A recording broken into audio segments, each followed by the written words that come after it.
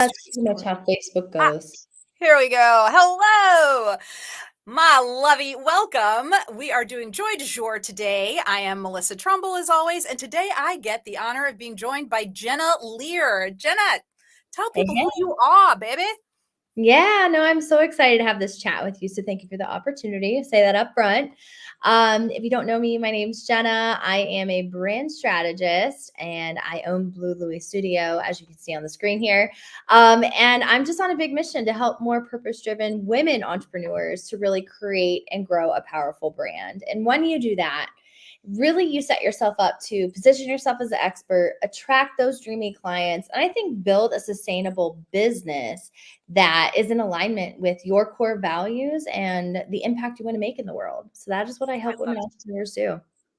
Yes, yes. And, speaking to that, especially for entrepreneurs who maybe just are starting, like, when the world is noisy, you mentioned that earlier, like the world is very noisy right now. There's a lot going on. And whether it's always noisy or maybe suddenly you find yourself sensitive to it, like how do you reconcile having the like high level goals, like having a brand that's aligned with yourself and having the business, further your mission and do all of these things. And yet you're waking up and you're like, can I get out of bed? Maybe. Mhm. So like let's talk about how we motivate ourselves because for me mental health is an issue. So like roll the dice practically, and I just can keep taking care of myself and doing the self-care, and that does make me feel better and proactive. And Mhm. I'm always talking about movement, like get walking, get moving, rearrange some furniture, just move your body. What about you, Jennah? How do you reconcile joy with the shenanigans of daily living?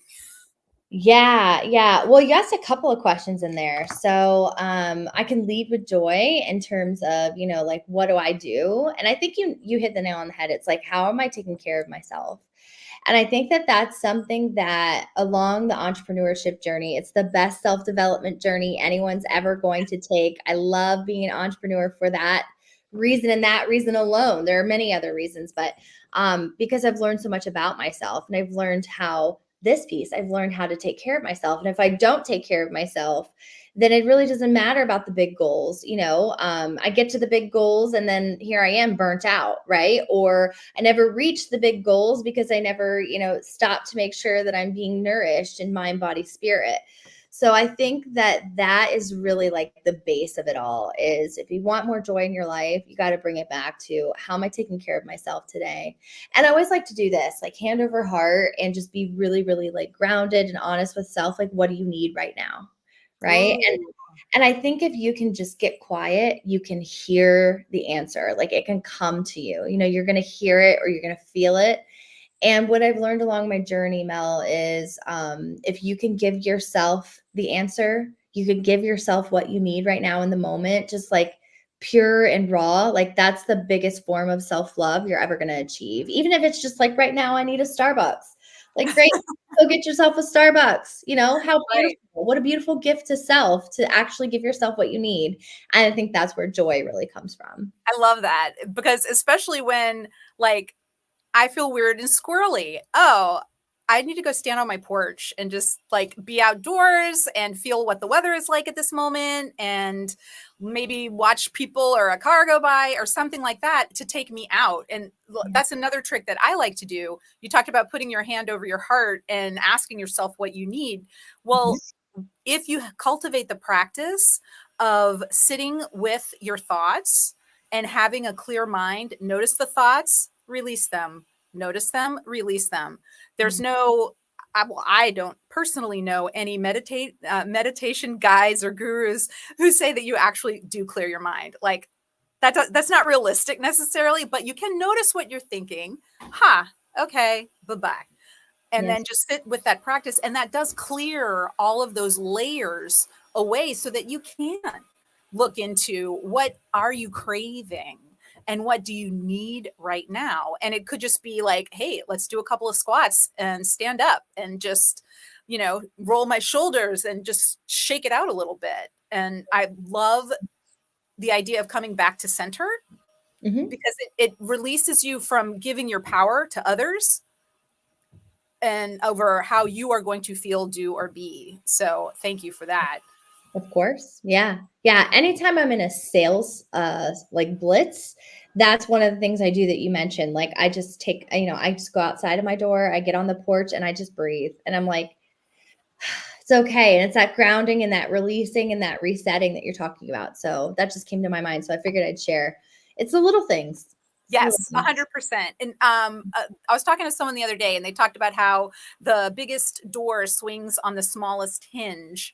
And Yes. the hinge can be these little things that you're doing, and it sounds so ridiculously basic, but drink enough water. Mm-hmm. Make sure you're just drinking plain old water without all of the chemicals and the stuff. Not because, it's like time to get granola, earthy, birthy, whatever, but just because your body needs the fluid to keep everything rolling so that your blood can flow, so that your joints are cushioned, the cartilage has enough fluid. And when we give our bodies what it needs, whether it's water, movement, nourishment, and extend that to what you take in with your mind. If you're Yeah. feeling really feisty and testy and maybe jumpy, but enough about me, then look at like, okay, are you paying a little too much attention to the news? Are you paying attention to things you can do nothing about? Mm-hmm. Like it's an election year. There's a lot going on. I support democracy. Boom. I volunteered at my county to do one of the polling places, Yeah. and help people, give them the whatever pencils and help them scan and all the things, because that's something I can do. Mm-hmm. What I cannot do is influence anybody's, what they're going to do in the presidential race or in the senatorial race or in whatever race is happening. I don't have any control over that. So I get to release that and do what I can to be a friendly, warm face. If someone's feeling a little like, where am I in the right place? Or, any of those kinds of feelings, especially for new voters, Mm-hmm. you Yeah. know? Exactly that. Yeah. And so when I would say paying attention to what you can do something about, and that's pretty typically going to come down to something you can do for yourself, whether that's adjusting and reframing, because I Yeah. think that's a huge, huge thing to go through, in your daily process and moment to moment. Like, how do you frame something so that, okay, well, how can I make this useful for myself? Especially when you're in a business where you're in service, right? So, I work with purpose-driven entrepreneurs, and what that means is we're really working to lead a movement. We're really working to make a bigger impact in the world, and so the conversations, even just in your own mind, are really about it's not about me, it's about them. How do I like show up to lead? And like, if you are the captain of the ship, how are you taking care of the captain? Because if the captain doesn't eat, if the captain doesn't sleep, if the captain doesn't get what the captain needs, then there's no one at the helm. I wish I had more like boat analogies and I know, right? like vocabulary, but you get it, right? It's like like put your mask on first, right? Like Yes. take care of the captain, and then guess what? The crew's going to get taken care of. The boat's going to get taken care of. The journey is going to get taken care of. So I love that. And I think for me, the way I was raised would take care of others, to think of the group first. Um, Yes. One of the things that was always hard is because if you ask me if I could do something, my brain went to like, well, can I actually do that? I can. Is it at the expense of me burning out or, sobbing hysterically for, and like what is the cost of it just because I can do it? Yeah. And so then Yeah. to change that language into like, does that serve me? Does that further my mission to measurably increase joy in the world? How is that helping me? Does it make me feel healthier? Does it make me feel more vibrant? And that was a really, really tough switch. So I don't know if you've experienced anything like that. Yeah, I mean that phrase alone, and the question alone, like, is this serving me right now? Mhm. And right now, add right now at the end too, and getting really, really clear and creating the boundaries around that, I think is a game changer. I mean, I have so many examples. There's really nothing that's like landing in my head right now, but I think it's really this piece of really just checking in, like the awareness piece we started out the conversation with. The awareness piece is going to take you far from a leadership perspective, from a joy perspective. And guess what? Everyone wants to follow a leader that's in their joy, right? And everyone wants to follow a leader that is really able to look at the positive side of things or see the higher possibility and Mhm. really be able to hold that space. So I love this conversation and taking care of yourself first. Yeah. Yes, yes, thank you, and I'm so enjoying this. I something you just said made me think of, when I was very young, the ability to feel, joyous, it felt independent of working, it felt away from family, it was something that was only mine, and Mm. to be able to change that to where I feel like now I'm a megaphone for joy, and I That's echo it and nice. amplify it and invite other people to that party, and so I feel like there is a shift that happens when you are focusing on your mission and in your business and in your life, because my personal, mission is for people to be happy when they see me and kinda bummed when I leave. Like, that's Yeah. what I want, you Yeah. know? Like, whether I'm helpful, whether I'm making you laugh, whether I'm supporting you in some way, or we're just having a good time hanging out, that's Yes. what I want, and that because to me, the currency of value is relationships. Yes. Mhm. And so identifying that and understanding that about myself, that lets me gamify my business because, like, joyously going after sales, not so much. You know what I mean? Like, that's not my jam, but Sure. joyously going after a way to, like, help other people reframe things and, correct their blueprint for living and fall in love with themselves. Oh, I get goosebumps right now just listing it, you know? Yes. And Yes. that's something else to say, my roundabout point, and I do have one, is that, we can reframe things in the moment for ourselves to understand why we're doing what we're doing and that there is value and gorgeousness and wonder and amazement with it. We're friggin' miracles. It's so stunning. This is so true. This is so true. Yeah. I have Yeah. a story to expand on that, but I don't Please know if you have a follow-up question. So it's up to you which way you want to go. It's like pick your own adventure, right? tell us a Um, story. yeah, no, I'll never forget the moment that I had that aha where it was like, oh wow, like business can be about impact, business can be about purpose. Like I found joy in that aha moment. And it was sitting in a conference. And I remember having this moment looking around while the speaker from stage was, I don't even know what they were talking about at this point, but I was having one of those instead of like watching the speaker, I was watching everyone else Mm, moments. And there was this piece around what's your movement was the question. So now I throw that word around all the time because I love it and I believe in it so much, but that was really my aha moment.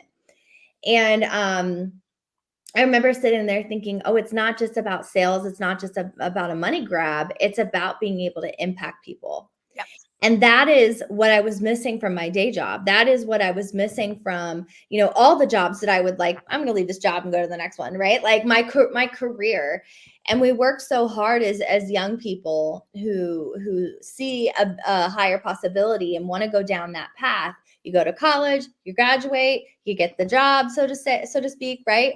And you look at like, okay, I did all the things. Am I in joy? Am I in purpose? And I never found that through my own career path. And so I just will never forget that moment. It was Arizona. Remember it. It was like I don't remember the name of the hotel, but when you could put yourself back in a situation like that.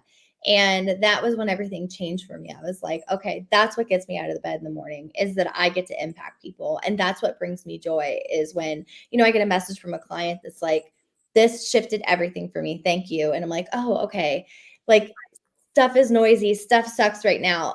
But I got this message, and that's confirmation and validation that I am living in purpose. And to your point, Mel, and I'll round this out in a moment here is like, I feel like I had to learn joy. Mhm. Wasn't really something that was a part of like my main vocabulary or understanding or awareness growing up. Right. And so stepping into my business, stepping into impact, stepping into the dips and the highs and the lows of entrepreneurship, that is really where I locked into what is pure joy and what does it mean for me? What does it mean for my business? What does it mean for my work in the world? And it's a beautiful thing. It's such a light worker thing that I think not everyone actually experiences. And so to be able to do this work, and thank you to you for being the one leading the charge on joy, to be able to experience that and then experience it in your work is, I think that's legacy type stuff. So It yeah. is. I agree. That's definitely legacies type stuff. And I also want to add on, it's not just because you were young and working at jobs that were unfulfilling. Take it Hmm. from someone who did taxes for Yeah. decades. Like, Oh, if whatever age you are, if you look up and around and you're like, this is bleeding me dry, well, then you get to make some changes. Figure out what are some changes that you can do. And it doesn't matter where you are in your career, your life, there are days yet to come. They mhm. may be the best ones, they may be better, and they could be worse. It's up to you to figure out a way for that to give that life to give you space to experience positive emotion and to find a way to understand that the universe is not out to get us. Everything is out there all the time. And so the bad stuff's out there too. Yeah. It's all out there all the time, and if you start to feel like it's personal, your subconscious is gonna be like, "Oh, you wanna be hurt and offended? Boom, I got you. Hang on. Let me bring you someone to cut you off in traffic," or, like and if you were in a good frame of mind and you're just like, "Oh, wow, they're having a bad day. Man, cutting people off. Go get them, tiger." Whereas if you're feeling like, "I can't believe they did that to me," Yeah. and that feeling of having things done to you for me, it has happened at times in my life when I felt I had no power. And the tricky thing is we always have a choice and we always have power. We Mhm. just might not feel like we can make the choice we Mhm. want. And I Mhm. get this with people who are caretaking a lot, whether it's small kids or parents or both, or teens and parents that, well, I don't have time. Like, who has time to drink that much water? I'm gonna have to pee like every hour. And I'm like, yeah, and it's worth it. And you can Yeah. if you make it a priority. Yeah, you took the words right out of my head. I was literally thinking that is choice. Like the empowering part of all of this is choice, and we all have choice at any given moment. And Mhm. I again, like my own journey, I feel like that was when things really started to shift when I realized that because I think we grow up in obligation. Yes. We're taught obligation. And so the rewiring and the reworking of self awareness, your brain, your being, your makeup, so that you can live in joy, right? Is a big part of that is realizing actually, I have a choice here. I have a choice in how I feel. I have a choice in what I do. I have a choice in how I spend my time, regardless of what like societal norms are, like what my job's telling me to do or what my partner's telling me to do, right? And that is where, for me in particular, I found my power and I got to take my power back. And I felt so like, okay, we could take life on. Let's do this, baby. Because prior, it was like I was in obligation nonstop. So, of course, when you are in that suffocating or enclosed type of space, or you're living in that type of feeling, it's really hard to bring joy into that. So, I love that. Yes, definitely. And it's also something to consider. You said we can choose how we are going to feel about something, Mhm. and here's the trick: discern between what your reaction is, because your reaction could be just like, "Da, da, da, boop, boop, boop, boop," Right. like something intense. And then you can pause, curious, that really hit me. And I feel really angry right now. Interesting. What story am I telling myself? Is Mhm. that true? And so unless you are the other person, you don't know what's going on with them. Whether it's your partner of decades or your own child or someone that you've known your entire life. Mhm. People have things going on inside of them that we are not privy to. And so why not just release that? It's not our responsibility. Yeah. We Yeah. get to say like, okay, well, they're having an issue. I don't know what Mhm. it is. It doesn't matter. Yeah. And I get to respond in a way that reflects on who I am. Because what they do, that's them.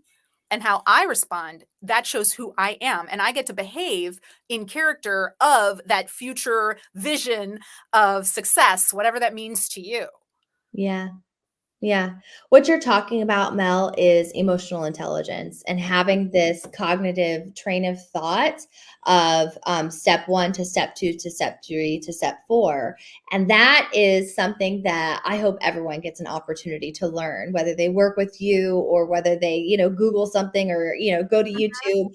Like this type of mindset and this type of thinking is actually something you can learn. And when you learn it, you're setting yourself up to have more control over your emotions and your reactions and how you're choosing on any given day, even on the crappy days. I have those too. I Mhm. have the like, I'm not getting out of bed today. I don't care. Like, or Right. I'm taking all my meetings in PJs. It just is what it is. Like, I'm here. You're welcome. Like, and, it's this piece too where it's like, you have the opportunity to actually shift your feelings around it, and that's also another choice that's going to put you in an empowerment moment. So do the work. Do the work. At the end of the day, just do the work for you, not for Mel, not for me, for Right. you. And I want to see more humans doing this type of work because I think it'll change the dynamic and the communication that's happening, which changes the dynamic in how we relate to each other, which changes the dynamic in how we're responding, which changes the dynamic for the better and how we're really showing up to make an impact. Everyone from the person at the grocery store who's bagging your groceries, to the president. So it really makes a difference. It really does, and I just wanna, I don't I'm respectful of your time as always, I don't wanna keep you too long, but I also just want to echo what you said. Guys, remember, we do have choices, we just may not be used to recognizing what they are, Mhm. and there are resources out there that will help you identify how you're feeling, why you're feeling, if it's true, and can you just let it go? Can you just be, "Oh, curious. Mhm. My teenager is losing their marbles again because it's time to give up the phone." Yep, teenagerdom is hard. Yep. Okay, that's Get all. get curious. That's gonna be the number one step to making some shifts is like, how can I be curious to reactions, my own and others? And that's really gonna like diffuse a lot of situations. So I use that in business with my clients all the time. Running a business is so highly emotional because you are putting your all into it. And Yeah, so I think this is like the best advice. Like bring it back down to like a one liner, get curious. love it. Get curious, people. You heard it here. Yeah. Thank you, thank you, thank you, my lovey, for joining us. And Jennah, thank you so much for your time today, dropping the wisdom bombs left and right. Yeah, thanks for having me.